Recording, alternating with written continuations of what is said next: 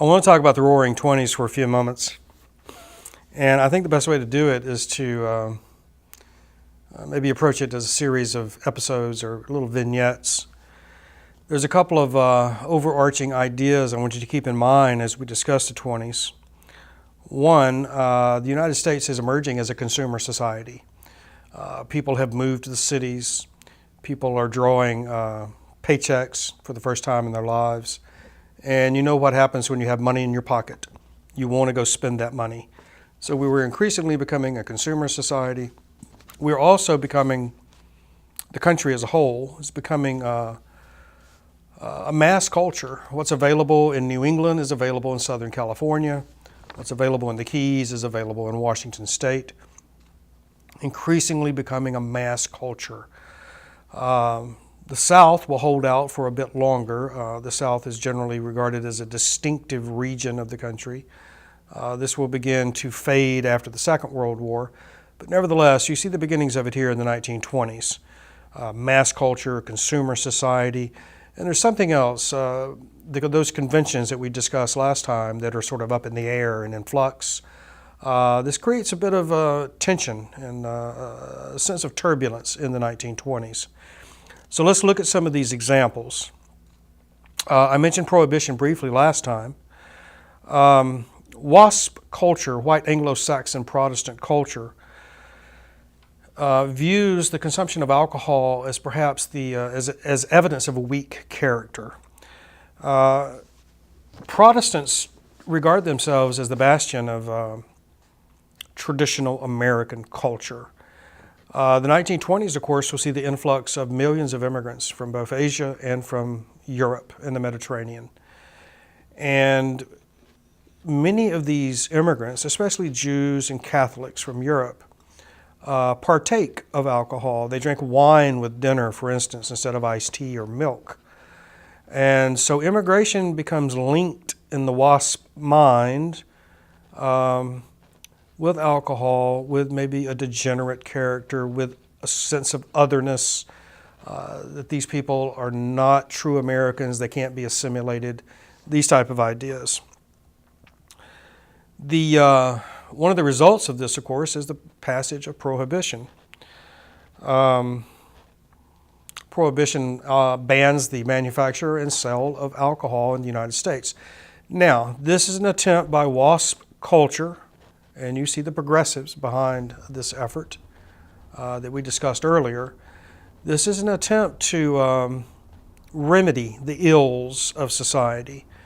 Of course, it has the exact opposite effect. The great irony here is that it creates corruption and the rise of organized crime. There's a great demand for alcohol, even though it's illegal. So organized crime steps in and supplies alcohol to consumers. Now, to do this, police have to be bribed. District attorneys, judges have to be bribed or intimidated so that this black market can thrive. So remember that prohibition has the ironic effect of, instead of curing society's ills, it makes them that much worse. Another episode of the 20s that demonstrates this turbulence, this tension, is this rise of the KKK, the second rise. Now, the first KKK, of course, emerged during Reconstruction.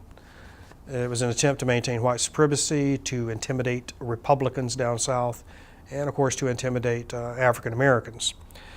The second rise of the KKK takes place in the 20s, and it is not, strictly speaking, an attempt to maintain white supremacy.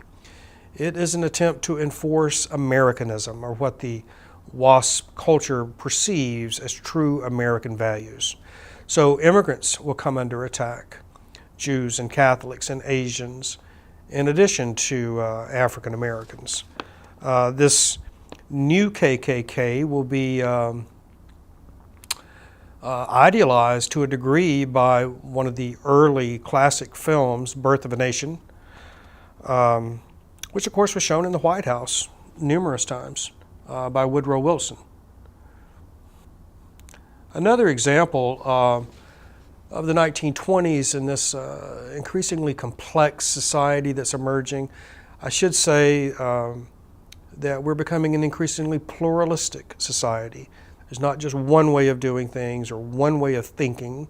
There's no one orthodoxy. There are pluralistic society implying a number of different models that can be followed.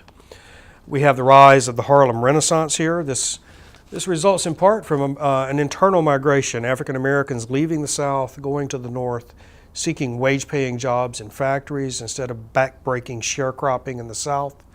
There will emerge in New York the Harlem Renaissance, an African-American community of artistic endeavor, where there's music, poetry, painting, and so on and so forth. You can see examples of this. I want to talk a minute about jazz. It's interesting and ironic as well. Jazz is probably the only indigenous art form created by Americans. All of our other forms of artistic endeavor are essentially borrowed or derived from European or other cultures. Jazz is American, yet it's created by African Americans, second-class citizens. So there's a sense of irony here that an alienated internal population has created the one indigenous art form of our culture. Louis Armstrong, of course, probably the most famous of the jazz musicians. His career extends through the better part of the century, up into the 70s. I remember seeing him as a child perform. Now, jazz is going to give rise to jazz clubs. The Cotton Club in New York is probably the most famous. Jazz is viewed by traditional WASP culture as subversive. After all, it is in these jazz clubs that alcohol is served, that women are smoking, women are dressing inappropriately, at least in the minds of WASP culture. Women are openly discussing sex and engaging in sex. So jazz opens the door for a lot of other sins, a lot of other perceived evils. And you can see the photographs here illustrating this gender transgression. I know it seems silly to you now, but the idea of a woman smoking in public truly crossed gendered lines in the early 20s. You see the emergence of the flappers. I'm just going to say a brief word about another episode here. I'm going to take a little more time with it in a few moments. And that's the Scopes monkey trial in Tennessee. Here we see traditional American values, the literal interpretation of the Bible, being challenged by new scientific theories. And we'll watch this play out in what is going down in history as the Scopes monkey trial.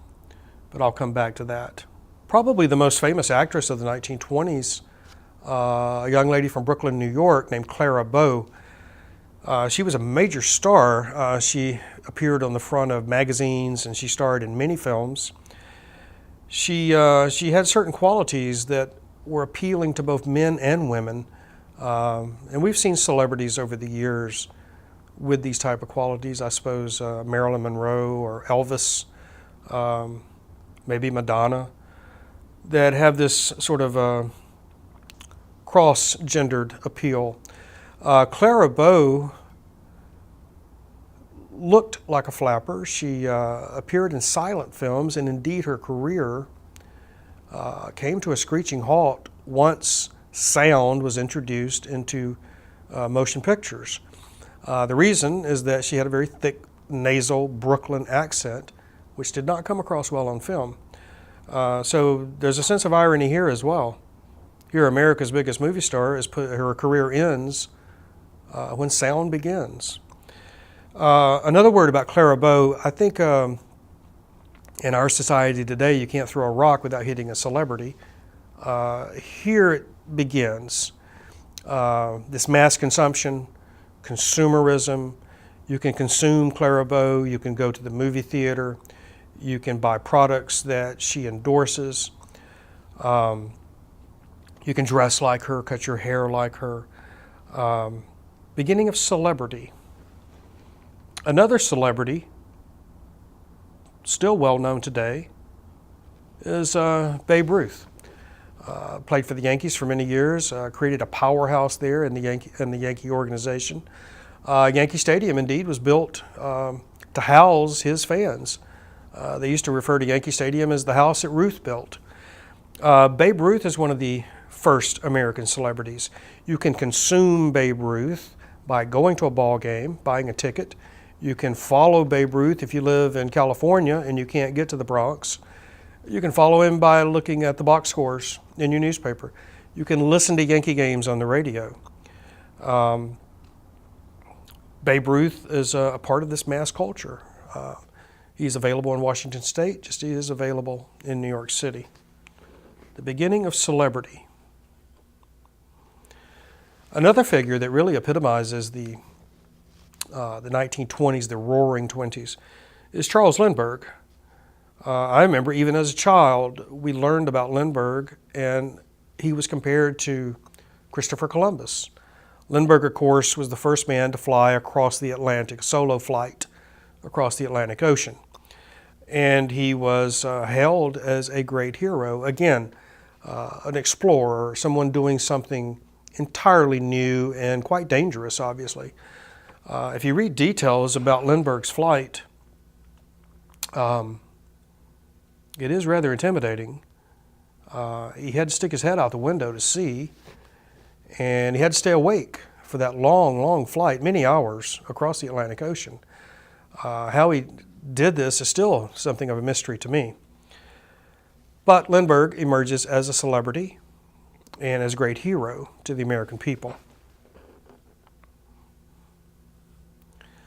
Two presidents that I'm just going to touch on here, 1920s.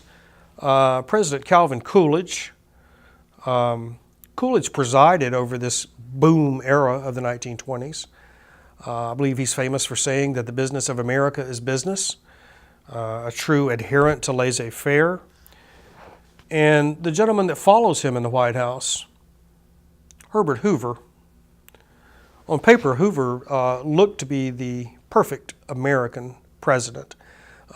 Graduated from Stanford. He became wealthy as an engineer. He engineered the food relief in northwestern Europe during and after the First World War. Became world famous because of this. Served as Secretary of Commerce through the 1920s under two Republican administrations, and then became president himself in 1932. Now, the 1920s, there is a definite punctuation mark that ends the 1920s, and that's, of course, the collapse of Wall Street in October of 1929. So we have nice bookends for the 20s. They begin at the end of the Great War, and they end in 1929 with the stock market crash. President Hoover had only been in office less than a year when this crash occurs. This, of course, is going to take us into the Great Depression, which is going to dominate the 1930s. And we'll discuss that in a few moments. Thank you.